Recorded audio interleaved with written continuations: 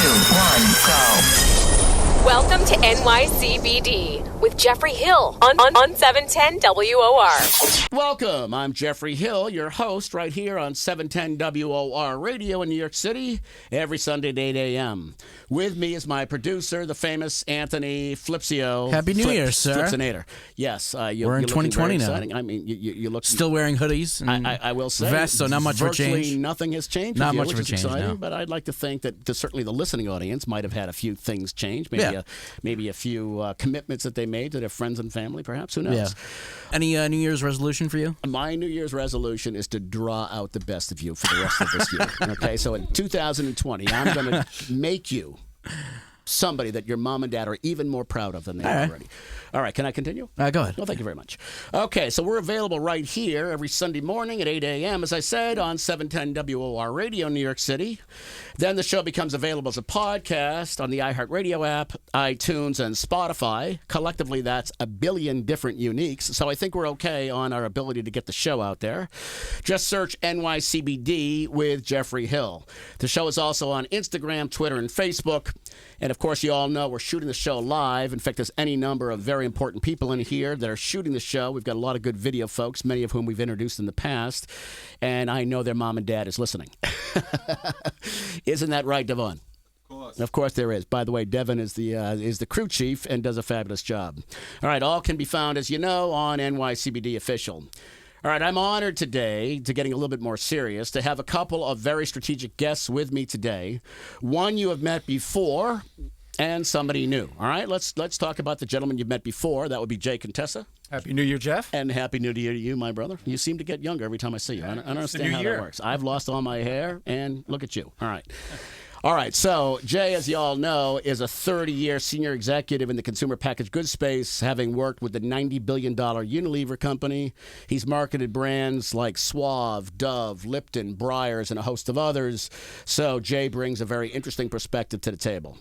Also with me is Chuck Smith, today's official guest. Chuck, great to have you with us. Jeffrey, thanks. I'm glad to be here. All right, thrilled to have you. And I want that New Year's resolution. I want you to do the same thing you're doing for Flipsy. Okay. All right, I'll make that happen, Chuck. Thank you very much. All right. Chuck is currently president and CEO of Dixie Brands, publicly traded on multiple exchanges. He'll talk about that a little bit later. He's a multi-state operator and the parent company of the Dixie and Synergy brands, as well as a brand called Cannabis and Acesso, both wellness brands. They are two of the leading hemp supplement franchises. Chuck has over 20 years of experience in a variety of other industries, including real estate, retail, etc., and we are absolutely thrilled to have you on the show. So thanks very much. Same here. Thank you. And I'd also like to thank both of these gentlemen for coming to the beginning of the show. So as we go through the classic 4 segments of the show, we're going to ask for their perspective, which should make for an even more interesting show, which, of course, will throw in Flips' perspective because, you know, that's where the humor is. My right, one or Flips? 2 words, yeah. Exactly right. All right, so let's see how we go. All right, let's tell the folks about the 4 segments of our show. The first segment is called Cannabis in the Tri-State +1. You all know the +1 is Massachusetts. Massachusetts is where I grew up, where my dad and my family are, so I can't leave them out. All right, we will update you on the key cannabis issues in all 4 states. The second segment is called Stunning and Amazing Facts, what I consider to be the most relevant issues and opportunities in the space since last week. Each segment is called a... Jay, what is it called? Stunner. There it is. You got All it. right, look at that. Look at that. Notice we didn't put any pressure on Chuck on that one because we were a little worried that he might not have been on with that one, all right? All right, so there you go. For our third segment, today's guest, we will have Chuck, who we've already introduced, and we're thrilled to get into really more of an in-depth one-on-one conversation, but you'll be hearing quite a bit about from him as we go. Many of you have heard his founding partner, the gentleman that started the company with him, Trip Kieber, on our show a few times. Chuck took over the CEO position pretty much as soon as the business went public. Isn't that right? That's right. Yeah, great. And has been one of the true pioneers in the business. And as I said before, we're very excited to have him. Lastly, we will end the show with our 4th segment called Your Messages, providing answers to the most interesting direct messages we received following last week's show. We'll be back with our first segment, Cannabis in the Tri-State +1, with Jay and Chuck right after this. The Alchemist Kitchen celebrates the power of plants. They're the leading destination in New York City for CBD. Their organic CBD hemp flower is grown in upstate New York. So come on down and talk to one of their herbalists to learn about how CBD may relieve stress, anxiety, and pain. Located at 21 East 1st Street, right near the Bowery. Mention NYCBD for special savings for your first purchase. See you soon. Or visit them online at thealchemistkitchen.com. That's the ALCHEMIST kitchen.com. Welcome back to NYCBD with Jeffrey Hill, right here on 710 WOR Radio every Sunday at 8 a.m. As you know, we also have a blog, medium.com/@JeffreyHill2. That's medium.com/@JeffreyHill2. As I've said before, I'm getting more prolific. I've written a number of other blogs, and I've got time between the holidays, so be careful. There's going to be a lot there for you. All right, let's move on with the first segment of the show, Cannabis in the Tri-State +1. Before we begin with New York, let's spend a minute reviewing the Agriculture Improvement Act of 2018. Now, I want you to know that Flips was dying to hear that we were going to open the show there, weren't you, Flips?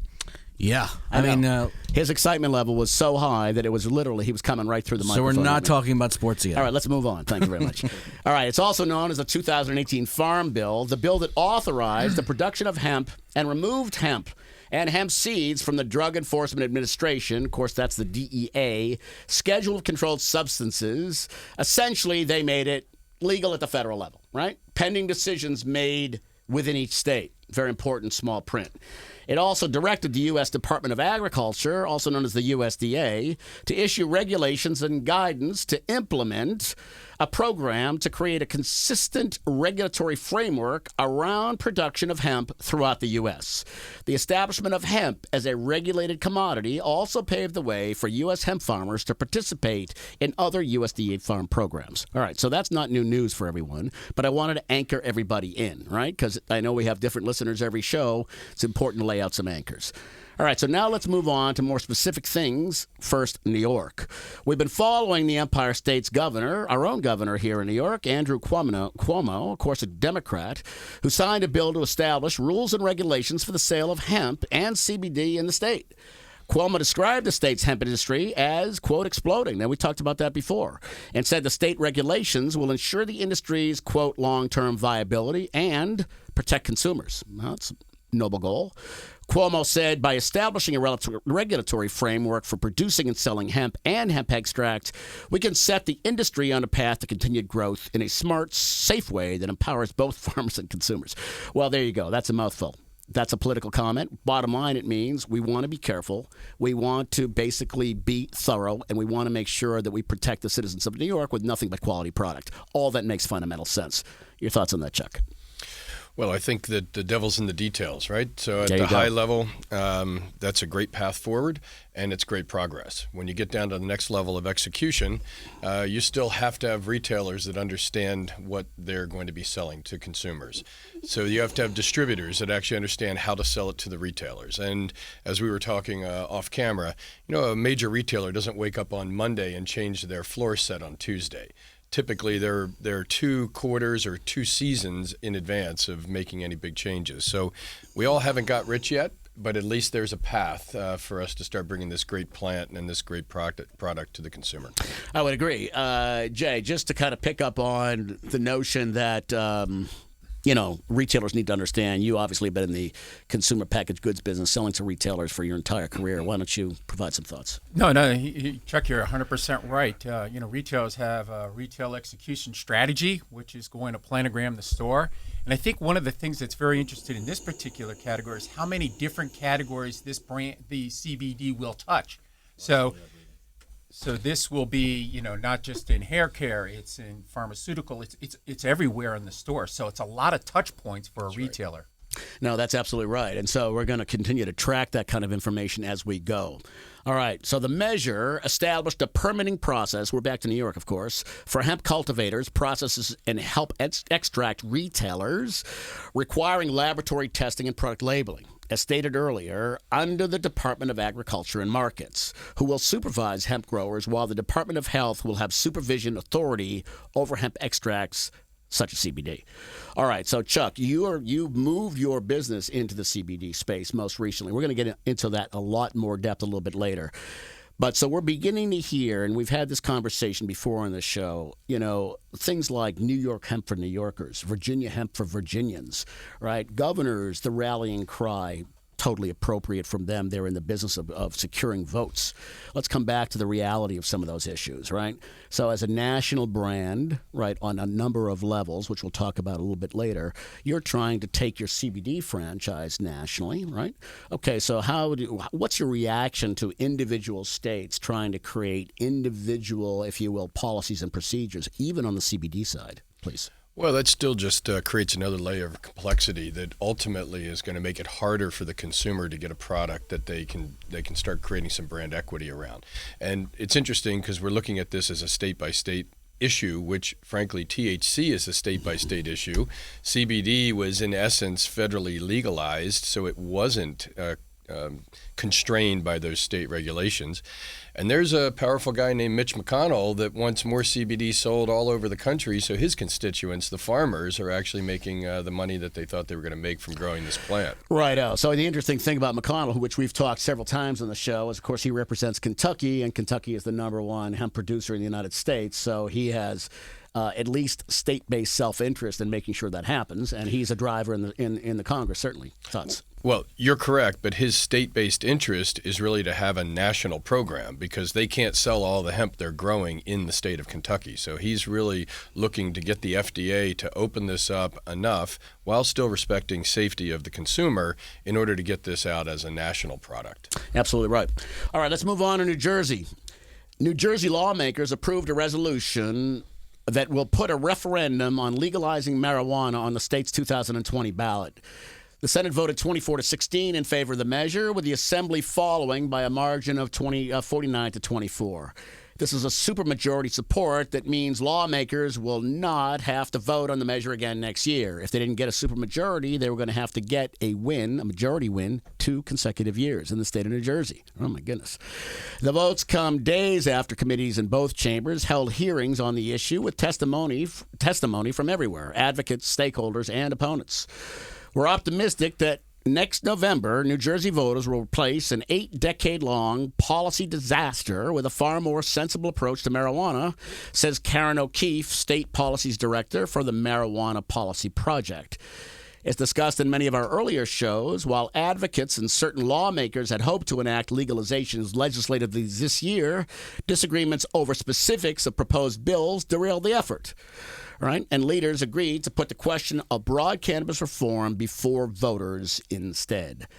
All right, so let's talk about that for a minute. You all know that Governor Murphy basically ran on a pro-cannabis platform and made a commitment to his voting population that within the first 100 days he was going to have adult use passed. Well, it's been a lot more than 100 days. I think we're at 3 years now. And he's still struggling with the same issue. Now, by putting it on as a referendum, then a lot of politicians can duck, can't they? Because they don't have to take a specific vote in Congress. It becomes a referendum issue. And then after the referendum is voted on, for perspective, it takes about 500 days on average for an individual state to allow its first unit of adult use cannabis to be sold. That's the average number. In fact, the actual number is 497 days. Chuck, I wasn't going to go to you on this, but what the heck? What thoughts on that particular issue? This is really closer to your dynamics at this point. Well, the governor's actually learned what we all have learned in the cannabis industry. Everything takes at least twice as long and is twice as expensive as you thought it was going to be.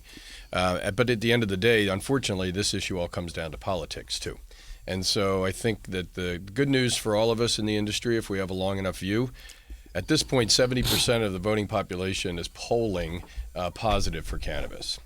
Most politicians get elected with barely over 50%. So the headwinds will dissipate, and the path will be there for people to get what they want, patients or consumers. It just takes a little bit longer. I would agree. All right. In fact, we just saw a Quinnipiac poll literally last week, which we talked about on the show, that said that 70-plus number is now closer to 90% in terms of the consuming population who would like to see medicinal cannabis made legal, and the number is close to, Chuck, 70% as it relates to adult use. Those numbers continue to go higher. So to his point, if the political population, let's hope this is the case, kind of listens to and votes against what their constituencies suggest, then this thing should come to resolution over the next couple of years in virtually all states. On with Massachusetts. Massachusetts marijuana stores have resumed the sale of vaping products, but only those that are newly manufactured and tested for contaminants and other critical issues. The product must be manufactured the 12th of December or later, according to the order from the Cannabis Control Commission, so it's not clear when customers will actually be able to start buying vaping products in stores again in that state. In its announcement, the Commission amended a quarantine put in place on November 12th that effectively banned the sale of cannabis vaping products as the Commission waited for more information about whether regulated products were causing any of the 93 confirmed and probable vaping illnesses in Massachusetts. All right, so let's discuss this just for a bit, okay? So here's a state that went not only medicinal but adult use, right? And the state, therefore, one would think, has a wide open season on the issue of hemp and CBD. Right? Along comes the vaping crisis, and I know I've talked about this on every show, and perhaps those of you who are listening to every show, you might encourage me to move on, but it's a critical issue, so I need to at least make mention of it. Right? And that is simply this: that the state went forward and convinced its farming population that hemp was just fine. Right? And that there was going to be plenty of outlets for the sale of that hemp. Right? So when the vaping crisis took place, that challenged some of the dynamics of where that hemp could ultimately go. Right? They made further direction in the state of Massachusetts and other states regarding how broadly CBD could be distributed and what form factors it could be in. And as a direct result of that, there are many farmers who are up to their eyeballs in over inventory of hemp, much of which is going to be destroyed. All right, so Chuck, I know as a manufacturer, your primary need is to get biomass, is to get hemp for your CBD, et cetera, from these farmers. Do you have a thought on that component of the supply chain and what's happening there? This is Massachusetts, but you could either speak to the Massachusetts point or something broader. Your thoughts? I would say, Jeffrey, if there's not a better reason for more broad and consistent federal legalization than the vaping crisis, I don't know of one. Because if all these things that you've just talked about are knee-jerk reactions to something that could have been regulated properly, and knowing the people in the industry and being one of the old guys in the industry, being around for 10 years. Very old guys. Very old guys. I do look like it, too. The reality is that most of us are good players. None of us want to put bad product out. We're trying to build companies, build brands, and build a consumer or a medical patient base. And so we're not using additives, we're not using cheap products, and we're trying to do it right. And most of the things I bet you're going to find are from the unregulated marketplace. Now, that trickle-down theory, unfortunately, is when you do this knee-jerk reaction, you put a lot of people in harm's way. People that have put a lot of investment in it, people have made commitments to others, and this industry is no different than any other. You've got suppliers and many different suppliers in the supply chain. They're all affected by something like this. So, we'll work our way out of it, but unfortunately, some people are going to be casualties along the way. You're absolutely right, and it's always a shame that it's often the lowest player, if you will, on the supply chain, right? So it's a little bit of survival of the fittest. I certainly understand that. That's American business. But the farmer who had a huge opportunity to do what they thought was to triple the average revenue per acre because hemp was such a viable product has kind of gotten very involved in that, certainly in upstate New York, western Massachusetts, and many other states across the country. And many of them, to Chuck's point, are indeed casualties along the way. All right, there you have it. What I think is some of the critical issues in the 3 states plus Massachusetts. When we come back, we will move to our next segment, Stunning and Amazing Facts, right after this. The Alchemist Kitchen celebrates the power of plants. They're the leading destination in New York City for CBD. Their organic CBD hemp flower is grown in upstate New York. So come on down and talk to one of their herbalists to learn about how CBD may relieve stress, anxiety, and pain. Located at 21 East 1st Street, right near the Bowery. Mention NYCBD for special savings for your first purchase. See you soon. Or visit them online at thealchemistkitchen.com. That's the ALCHEMIST kitchen.com. Welcome back to NYCBD with Jeffrey Hill right here on 710 WOR Radio every Sunday at 8 a.m. You all know we have full social coverage. We have a podcast that airs right after the show on virtually every podcast distributor, all at NYCBD Official. All right. We also have a blog, medium.com/@JeffreyHill2. Don't forget medium.com/@JeffreyHill2. That should fill you up on your cannabis knowledge. All right. Let's move on to the next segment of our show, Stunning and Amazing Facts, with our first stunner. The House passed marijuana amendments stripped from congressional spending bills. What does that mean? Well, the House Democrats failed to get a number of marijuana-related provisions attached to large-scale spending legislation after negotiations with the Senate. Reform advocates hoped that the Republican-controlled Senate would agree to adopt measures from a House-passed version of an appropriation bill that provided protections for all state and tribal cannabis programs against federal interference. But negotiators simply agreed to keep a rider protecting just medicinal cannabis markets that have been approved every year since 2014. The final fiscal year 2020 spending legislation, expected to be voted on by both chambers and sent to the president to avoid a government shutdown, also cuts a proposal to shield banks that service the marijuana market from being penalized by federal regulators, which was included in the House bill but will not, underscore that, not be part of the Senate's bill. All right. Quote, at a time when a record number of Americans support ending our failed prohibition on marijuana, something we've discussed a little earlier on the show, it is incredibly disappointing to see that Congress continues to ignore the will of their constituents on this very important issue, said NORML, N-O-R-M-L, Executive Director Eric Altieri. Right? These spending bills are the latest losses for cannabis reformers in the appropriations process. Defense authorization legislation released last week also saw two House-passed veterans-focused marijuana provisions also scrapped by negotiators. Those measures would have protected veterans from being denied home loans from the U.S. Department of Veterans Affairs due to their employment in a state legal business and allowed the heads of military branches to grant re-enlistment waivers to individuals convicted of a single low-level marijuana offense. Negotiators didn't provide an explanation for why they deferred the Senate version on each of these measures. All right, Chuck. So you're in Colorado, which has been legal, adult use legal, for a number of years. You're in the VA. Not you, of course, but I'm creating a situation. Sure. You just came back from a couple of tours of military. You've got a PTSD challenge. This show has had multiple folks from the military on the show. Right? Okay. Now, it's adult use legal. It's recreationally legal. All I have to do is show my license, and I can go buy the product, right? And I can, quote, self-medicate, right? By educating myself, talking to the people behind the counter, and understanding the space and how I can add the power of plants to my overall healing, right? Okay, that's great.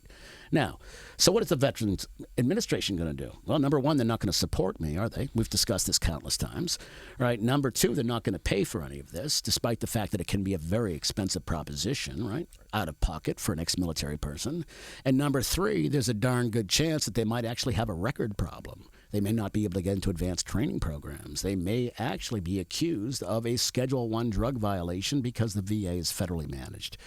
All right, so how does Denver deal with that? Let's just take Colorado, your state. How do they deal with adult use for all those years, medicinal use for even a longer period of time, and this problem? Your thoughts, please. Well, it's a complicated problem, Jeffrey, and what really I don't know that I even have a good answer for you, because you know the answer. The answer is that there's a conflict between federal and state law, and that's putting people in harm's way. Whether it's these veterans that you're talking about that really could use this as opposed to opiates and alcohol that they get addicted to, which has dire consequences, and the statistics are overwhelming on that. Or you have businesses that don't have access to banking, so people get paid in cash, which creates more public safety issues. Or ultimately, you have a terrible out of whack tax code that doesn't treat these businesses fairly. So up and down the chain, you can look at this conflict between federal and state law and understand the harmful impact. The reality is it's politics, and that's a sad thing. Yeah, I don't disagree with that. Okay, let's go to Jay for a minute here. So Jay, again, representing, let's call it the over $50 billion crowd. That was the large consumer packaged goods companies. Take Constellation Brands, for example. They put $4 billion into the, maybe the largest LP now in Canada in Canopy Growth Brands. Right. They just put their own CFO in as CEO to take over that business, right?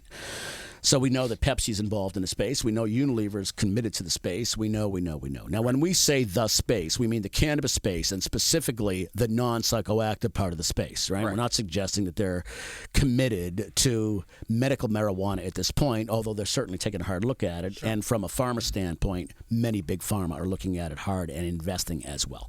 All right, so representing that community, how do they look at this kind of an issue, please? Well, I mean, it goes back to, I think, what Chuck said. It's confusing. They need a clear path. And, all these CPG companies rely on the federal standards in order to exist. So when you have somebody going left, the government, and then you have a state going right, they're caught in the middle. And, again, what Chuck pointed out is that nobody wins and, everybody loses. So I think there really needs to be a hard look at this now and ensure that federally first it's all regulated. That's where the safety will come in, the consumer will feel good, the manufacturers will feel good about moving forward, and I think then you have a clear path for the consumer. Former Massachusetts Governor Deval Patrick, Democrat, said on Friday that he's in favor of federally legalizing marijuana. That's interesting. That represents a significant shift for the 2020 Democratic presidential candidate, whose record on cannabis reform has been mixed and who previously opposed the statewide decriminalization proposal during his time as governor. Quote, I'm in support, close quote. I don't think I ever expressed opposition. It just wasn't high on my own priority list. All right, I'll accept that. The former governor, whose administration faced criticism over the implementation of medical cannabis legalization, said in 2014, quote, I wish, frankly, we didn't have medical marijuana, close quote. I have a feeling that he regrets that comment.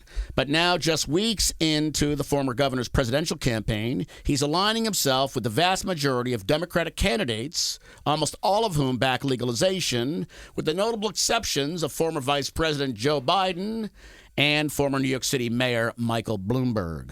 All right, let's move on to some of the folks that are running against him. Let's begin with Andrew Yang, who says the U.S. should loosen its ban on psychedelic mushrooms. Well, all right, ladies and gentlemen, I tell you what, in the world where so many people are running for president, everybody's got to one-up somebody else, all right? We're not going to move on to psychedelic mushrooms for today.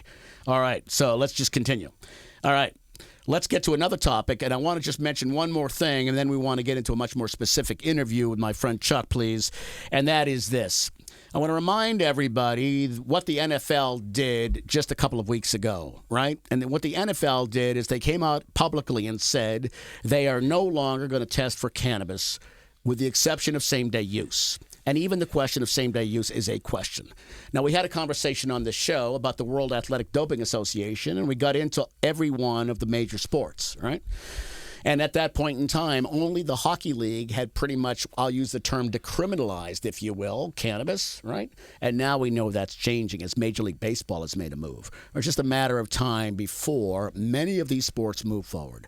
Let's talk for just a minute about two key players in the space. Both Jerry Jones, owner of the Dallas Cowboys, and the New England Patriots' Tom Brady touched on the possibility of the NFL's marijuana rules being completely revisited. I think the world is sensitive to the issues regarding marijuana, and it's also an issue that we are excited about being in step with as it goes forward, said Jones in an interview with the Dallas radio station. And Brady, which we've talked about constantly on the show, his book TB12 addresses the issue of two things, pliability and the power of plants.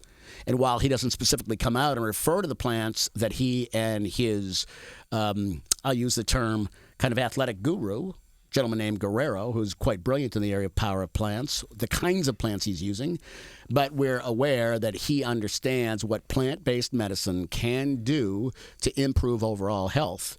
And a guy at 42 years old who's been, a major player in the NFL at quarterback with all the hits he's taken, perhaps we ought to look harder at that point of view. All right, one last prediction that we've made before. TB12 is the name of the book. TB12 is Tom Brady's brand. when he leaves professional football, which many believe will be at the end of this year. Certainly my family does. They all grew up near Foxborough. They're crying right this moment, thinking that Brady may not be playing. All right, having said that, I would think within 1 month he will come out with a full Power of Plants regimen under the TB12 brand. All right, there you have it, what I consider to be the critical issues in the space since last week. When we come back, we will move to the third segment of the show, today's guest. As I mentioned, today we have Chuck Smith, CEO of Dixie Brands, the company who really invented the food and beverage side of the space. Chuck has been kind enough to sit in up to now, and I appreciate all of his comments. We'll get back to the specifics of Dixie Brands and Chuck right after this.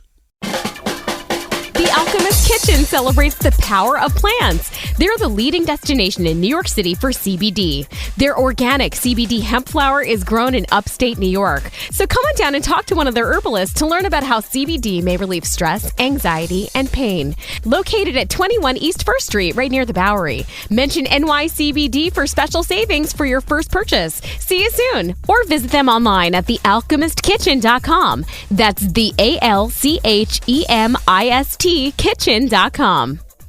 Welcome back to NYCBD with Jeffrey Hill right here on 710 WOR Radio. As you all know, right after the show, it becomes a podcast on iHeartRadio, iTunes, and Spotify. We have a YouTube channel and full social media coverage, all at NYCBD Official. Okay, it's my great pleasure to again welcome Chuck Smith to the show. Chuck, as I've mentioned a few times, is CEO of Dixie Brands, which he began with his partner Trip Kieber about 10 years ago, when things were pretty challenging with virtually every law enforcement agency at the federal and state level, kind of asking a few more questions than they do today, thank goodness. Chuck became the CEO of the enterprise when the firm went public in December of 2018 on the Canadian Exchange, and they now represented on multiple exchanges. It has been great to have you on the show up to now, Chuck, and I want to thank you for spending all the time with us. Hey, Jeffrey, it's been a lot of fun so far with you and Jay, and let's keep it going. And the flips. Don't forget the flips, my brother. All right. Got it. So I'm easily forgettable. It's fine. No, that's not true, my You're friend. hiding behind the screen over Okay. there. So let's begin, if you would, Chuck, by telling us a little bit more about how you got into the space a number of years ago, please. Sure thing. I'll keep this as brief as possible. My longtime business partner, as you mentioned, Trip Kieber, he called me up one day, and we were both running different businesses at the time, but we were business partners. Called me up and said, "Hey, I want to invest in a cultivation." And I said, "Cultivating what?" And it turned out it was cannabis in the Colorado area. We ended up not doing that. We ended up investing in a small company that was making some infused teas. And it was really just a passive investment at the time. But as you put a little bit more time and money into it, passive becomes active very quickly. And so that's how Dixie was born. That's very exciting. All right, so let's talk just briefly about the early days. So you guys launched Dixie. I believe you launched the Elixir product, but you can correct me if that's not correct. And let our listeners understand some of your initial brands, how were they positioned, and so we can begin to kind of follow along, because Dixie many years later is a very mature, full portfolio of brands, which we want to also discuss, please. Sure, that's right. We were looking initially to bring a very approachable product, and so a beverage product was one that was easy to consume, easy to manage the dosing, and that was really important during the time of Amendment 64 in Colorado, which was the medical patient act that occurred. So, and at the time in Colorado, we had between 80 and 100,000 patients, so it was a reasonable sized market, certainly for that point in time. But the whole ethos and thesis for our company was to build a foundation of intellectual property that allowed us to consistently deliver cannabis to, again, patients at the time and ultimately to consumers that tasted great, that were in formats that were very approachable for those consumers, easy form factors for them to consume, starting with the drink. And today we have, Jeffrey, over 100 SKUs spread across about 15 different delivery platforms. So I like to say a little bit tongue-in-cheek, if you can eat it, smoke it, or rub it on, we make it. There you go. And notice you didn't say vape. Please. So we do have a vaping line. It's called Mindset, and it has always been from day one pure THC oil with no cutting agent. which is really what the problem that we've seen, I believe, with the vitamin E acetate and so forth in the recent problems. For us, again, it's being able to deliver a consistent experience at the right price point that's very approachable to this broad and continuing diverse set of consumers. Perfect. All right. So since the kind of the earlier days, to your point, you've launched an entire portfolio of products across virtually all form factors, which for those of you out there are just different ways of delivering the product. So like a soft gel, a tincture, a soothe, a balm, these are all form factors. All right. Okay. So you decided to make a very important decision, which was to go public in Canada at the end of 2018, right? So can you tell us a little bit about that decision, how you can go from how, many of us have gone through this process. It's a very challenging one to go from private to public and what all that means. If you could just kind of give us a little behind the scenes perspective on how that went down, that'd be great, please. Yeah, absolutely. Well, in 2014, we created the company that is now public called Dixie Brands. And the reason for that is that we took all of that intellectual property and all of those things that weren't directly plant touching, but what makes Dixie Dixie. We moved those into that Dixie Brands company, and we used that as the vehicle to go out on a state-by-state basis, working with folks that were licensed within that state to touch cannabis. And we worked with those manufacturers and distribution companies to be able to roll out the brand. Because as you well know, you can't ship across state lines. So we have to have a discrete manufacturing facility in every single state that we work in. In order to fund that, which sounds really expensive, and it is, we needed to have access to capital. And the capital markets in the United States were relatively closed over the last few years because we don't have access to banking and traditional funding sources other than one-on-one investors or our right pocket or our left pocket. There you go. So the capital markets in Canada were open. Frankly, Jeff, it's not on my bucket list to be a CEO of a publicly traded company, but I knew it was what was needed to be done in order to build this company and then take it and capitalize on all the hard work that our team has put in. Absolutely. Very understandable. And I think many CEOs, regardless of what category, have gone through that kind of metamorphic change, if you will. And in the pros and cons list are substantial on both sides. And many of us make the decision to go public. All right, so let's talk a little bit about the public markets. The cannabis category has been pretty much beaten up in the last several months. What is your view of the public environment and your thoughts about if you were going to look ahead a year to 2 years or even up to 5 years, please? It has been a difficult, I'd say it's even longer than the last couple months. It's probably been a good 8 to, a year ago I was taller and had a full head of hair. Precisely this right. is what I look like now. Yeah. But the reality is that this is no different than the dot-com era. We have a lot of companies that came in. Some of them are built on a foundation that's strong, others not so much. You're going to see consolidation. You're going to see some that go by the wayside. But ultimately, at the end of all this, I think you're going to have a stronger industry and a stronger set of companies that are going to be able to move forward. I certainly hope that occurs over the next 12 months, and I do see some favorable movement ahead. I think that we'll get some favorable action by the federal government as it gets through this thing called impeachment and actually starts moving into the election cycle, and the will of the voters will play out. And as that starts to happen and we get a little bit more normalcy in the industry, I think you're going to see it really explode. No, I think so as well. I think just from this big portion of the listenership is in the investor population. And I have encouraged the audience to think seriously about pre-public offerings, and then once the companies go public, to carefully look at, what are the theoretical multiples. In the case of the Dixie folks, you guys have been doing business for an extended period of time across many states. So you have a real balance sheet. You can look at your company, I believe, in a fashion that, you can look at virtually any other investment, right? Well, that's true. I mean, I will be the first to admit that much like the other companies that are out there, we all sort of invested ahead of revenue because you're building an industry and you're building it in a very complicated and expensive environment, just like we talked about. We have to have a discrete manufacturing facility and infrastructure in every single state we want to sell in. We have two fantastic CBD companies in Cannabis, which is our animal wellness product line and Acesso Hemp, which is our human supplement wellness line. And those are fantastic form factors, really, really strong IP. We just, in fact, received a patent on one of our delivery vehicles for Acesso. But again, as Jay talked, those traditional retail channels are still slow to open because we have this thing called the FDA that's got a little bit of headwinds in the place. So, what our move now is to really consolidate what we're doing to ensure that the markets that we're in and the products that we have, we're driving to revenue and profitability. Expansion just for the sake of having another pin in the map is not on our strategy for 2020. It's more about taking those great assets we have and starting to turn them into positive cash flow and certainly profitability. Right out. So let's get into a little bit deeper. You talked about patented technology on the CBD side of the house. All right, so which is something, a few weeks ago we were all out at the MJ Biz show, and proprietary technology, not surprisingly, is a very important conversation in the space.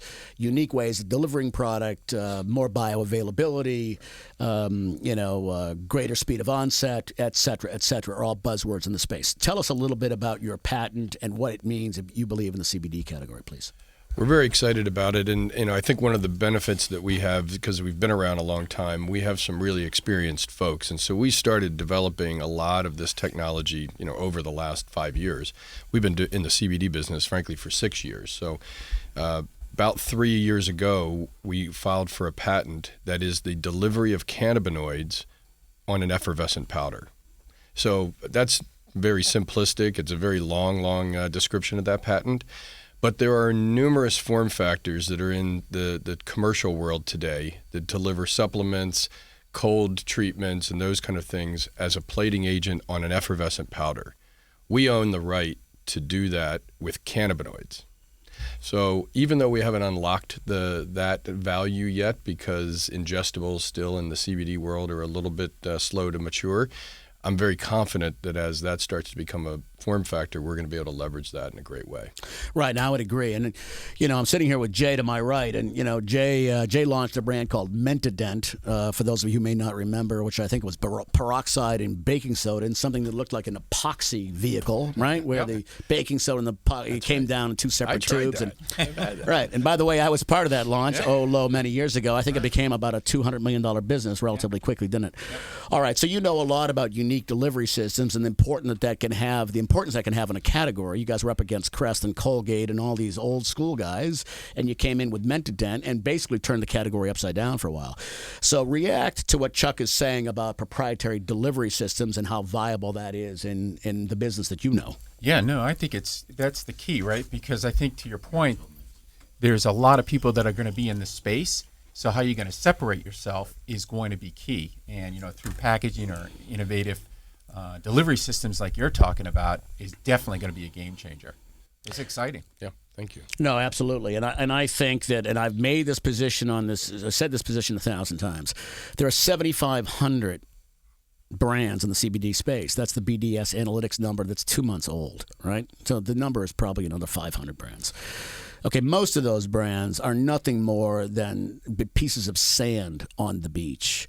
And when the tsunami of major players gets into this category, of which Chuck certainly and the Dixie Brands is one of those major players, right? Most of those players, just like in a tsunami situation, are going to get taken out to sea. And as a result, unfortunately, or fortunately, depending on how you look at it, a year from now, I think you're going to see 6,500 of those brands may not be in business, certainly within the next 3 years. Now, if I was going to go to you, Jay, you've seen categories like bottled water that had 1,000 entries. You've seen any number of other things in the early days of category development that had multiple entries.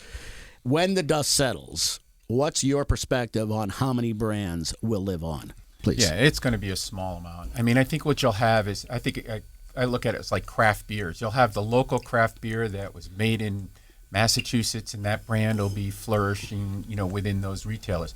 But then you're going to have the innovation that's coming from companies like yours that are really going to be where the consumer is going to gravitate to. So the strong will survive as always, and the weak will go away, and the ones that can be boutique will also survive. But, they'll know their place in the marketplace. Right. So if you think about the value of the first mover advantage, which Chuck and Dixie have had from virtually day one, right? That's a critical issue, right, in this category. The Dixie brand, if we did an awareness study and we simply asked the question, ever heard of a cannabis brand, I think we'd come back with Dixie being one of the top 3 brands in the space. Importantly, because you guys have been in the space since the beginning, and you've gotten a lot of wonderful press, and you've done some darn good marketing. And we have a logo that looks really good on a hat. Yeah, you're damn right. And there's nothing wrong with that. And by the way, I have it on my T-shirt and proudly wear it out, and my friends all want one. All right, so there's many. Let's go back to Chuck here. So there's many major CPG firms: Unilever, Nestle, spirits companies like Constellation. We mentioned them earlier, and of course, Constellation is Corona and Modelo and a bunch of other beers and spirits. And the position they took in the cannabis growth business, right? You announced a relationship with Arizona Iced Tea, which puts you into that lead unique group of folks that have secured funding and a partnership with a major player, in this case in the drink space and the iced tea space specifically. Could you talk a little bit about that, please? I sure can. We're in the very beginning stages now that we've announced the deal of really working with them on the product launch. And frankly, Jeffrey, nothing has made me more proud in the 10 years that I've been in this business than to earn the trust of the Arizona Beverage Company folks in order to be able to bring a product to the market. That was really a validation of our team and our commitment to excellence in this industry. And I'm excited and look forward to a really long-standing relationship with them. Ironically, we're not going to start with a beverage right off the jump. We're actually going to start with some what are called a fruit bite or a fruit snack, which is kind of a gummy treat. That happens to be the largest category of infused products in the industry as it is. It accounts for about 40% of revenue in the infused space, the non-smoke space.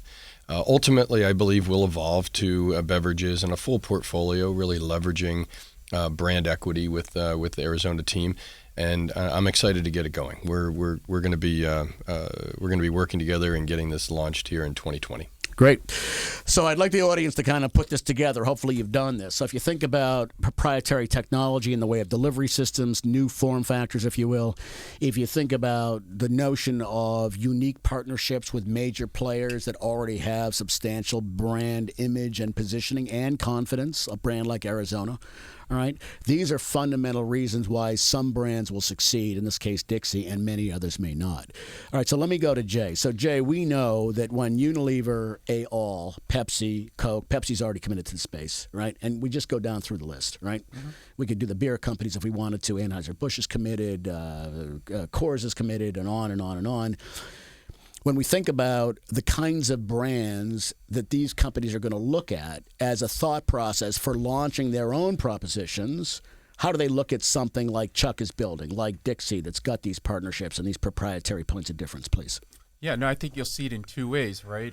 If you're a Unilever that owns Lipton Tea, they're going to try to understand, the benefits within tea, or if it's not in the tea, it's a sub-brand, with the marquee name like Lipton or Arizona.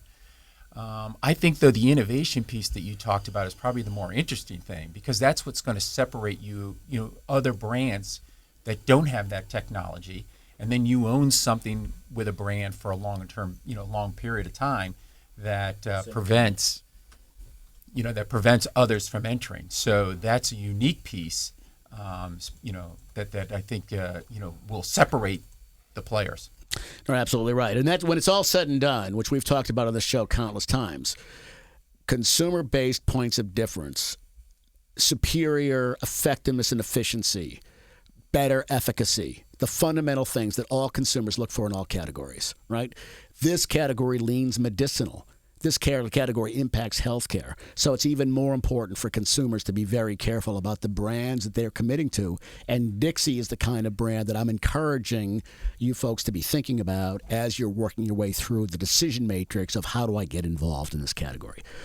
All right, so let me go back to Chuck one more time. This has been great, Chuck. I appreciate you, sitting in on the beginning of the show, and now this kind of one-on-one interview. And Jay, of course, we thank you for jumping in here, adding your wizened perspective. I don't know about that. So, all right. Well, your mom and dad feel that way. So let's go to this and ask Chuck some final thoughts. And what's your outlook going forward? You have an open mic. What would you like to say to kind of the listening population on either the category, your brand, specifically your business, et cetera, please? Well, first of all, this is not an industry yet that's for the faint of heart, right? We're still going to see some turbulent times, and that's mainly because of the complexity of it. Again, there's no book for this. It hasn't been done before.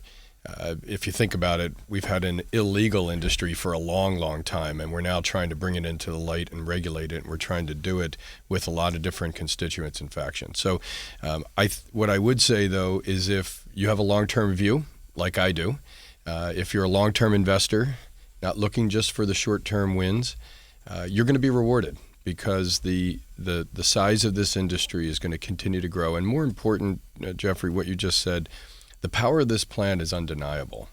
And with that becomes great opportunity for innovation and to really service a broad spectrum, as we like to call it, from functional to fun, all the way from wellness to recreational. And we see great days ahead.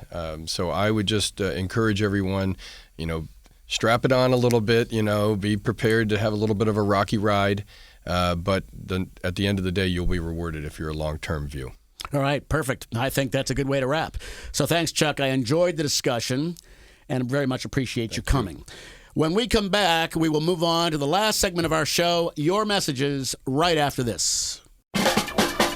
The Alchemist Kitchen celebrates the power of plants. They're the leading destination in New York City for CBD. Their organic CBD hemp flower is grown in upstate New York. So come on down and talk to one of their herbalists to learn about how CBD may relieve stress, anxiety, and pain. Located at 21 East 1st Street, right near the Bowery. Mention NYCBD for special savings for your first purchase. See you soon. Or visit them online at thealchemistkitchen.com. That's the ALCHEMIST kitchen.com. Welcome back to NYCBD with Jeffrey Hill right here on 710 WR Radio every Sunday at 8 a.m. Also available on iHeartRadio, iTunes, and Spotify as a podcast right after the show airs. You all know we have the full range of social, all at NYCBD Official. Don't forget, I write a blog, medium.com/@JeffreyHill2. You know that name, medium.com/@JeffreyHill2. Hope you take a look at that. All right, let's move on to the fourth segment of the show. Respond to your messages. Once again, Flips has picked out what he thinks is the best. One message that we got all of Just last one. week. I know, that was a hard one, right? Yeah. All right, our first letter, our only letter, I guess. We had many letters, but we can only have time for one. Comes from Manuela in Queens. She says, my son Juan has a medical marijuana license for anxiety and depression, but it is very difficult for me to find dispensaries near me, and they are very expensive. As a result, he often picks up product from the gray market. Love that, gray market. We used to call that the black market. I guess we've moved the color. Do you have any advice for me? Well, Manuela, this is a challenging situation New York finds itself in. We're medicinally legal, but have less than 50 dispensaries to cover all of the Empire State, and those dispensaries are limited on how much they can carry and dispense in the area of cannabis. All right. For example, no flower has been sold in this state until Curaleaf came out with a special powder they call a flower, which I'm not sure I totally understand, but nonetheless, they're calling it that. All right, so please stay in touch, Manuela. We'll continue to track this situation in New York as it develops. And if you want, please send either Flips or myself a direct message, and we'll make sure we get you to the folks that we know that might be able to help out. All right, I hope you enjoyed today's show and our special guest, Chuck Smith, who we thank again. And, of course, we had Jay Contessa back on the show. We always thank Jay and his perspective. We'll be back next week for another 60 minutes of the critical issues facing cannabis and CBD, the financial issues, the political issues, and the societal implications. Remember, knowledge is built brick by brick. Today you got our 34th brick. Until next week, this is NYCBD with Jeffrey Hill.